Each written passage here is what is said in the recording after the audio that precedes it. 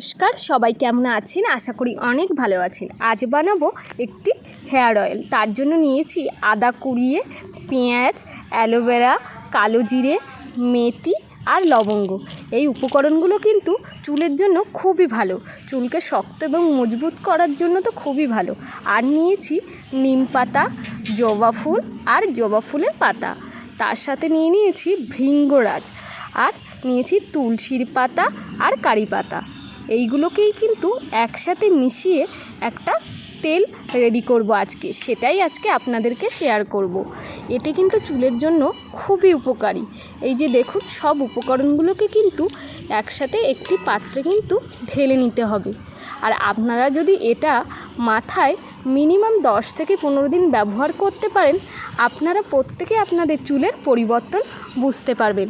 এটা চুলের জন্য সত্যি খুবই একটি উপকারী উপাদান। যেমন অ্যালোভেরা আছে, সেটা চুলকে কিন্তু খুবই সিল্কি তৈরি করে। এছাড়াও চুলটাকে আরও হেলদি, ফাটা এগুলো দূর করে। এই যে সব উপকরণগুলো নিয়ে তার সাথে কিন্তু আমরা পরিমাণ মতো নারকেল তেল ব্যবহার করেছি। আপনারা পিওর ভালো নারকেল তেল সেটাই ব্যবহার করবেন। তাছাড়া কারি পাতাও চুলের জন্য ভালো। আর যে নিম পাতা, সেটা তো চুলের খুশকি দূর করতে জুড়ি মেলা ভার। এর সাথে সাথেই কিন্তু আমরা জবা ফুলের যে পাতা বা যা যা উপকরণ নিয়েছিলাম, সবগুলোকে একসাথে করে নিয়ে কড়াইতে একদম লো ফ্লেমে আঁচে কিন্তু বসিয়ে দেব। এটা আপনারা সবাই একবার বাড়িতে বানিয়ে দেখবেন, কারণ এটা চুলের জন্য, যাদের চুল পড়ে যাচ্ছে, উস্কো খুস্কো হয়ে যাচ্ছে, চুলের গ্রোথ হচ্ছে না, মাথায় খুশকি, তাদের জন্য এটা কিন্তু খুবই ভালো একটা তেল। অনেকটা সময় ধরে ধীরে ধীরে ফুটিয়ে ফুটিয়ে এই তেলটা কিন্তু রেডি করতে হবে। এই যে দেখুন, এটা আপনারা যতটা ধীরে ধীরে আস্তে আস্তে নিভো আছে এটা তৈরি করবেন।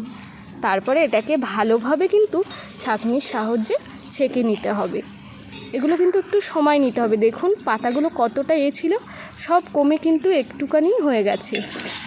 এইভাবে আপনি যখন ধীরে ধীরে করতে থাকবেন, পাতাগুলো থেকে তার রস, গুণাগুণগুলো বাইরে বেরিয়ে আসবে। তারপর এটাকে ছেঁকে আমাদেরকে ইউজ করতে হবে। আর এই তেলের ভিডিওটা যদি ভালো লাগে, তাহলে একটা like, comment and share and subscribe করে দেবেন। দেখা হবে নতুন ভিডিওতে, একবার মেখে দেখবেন।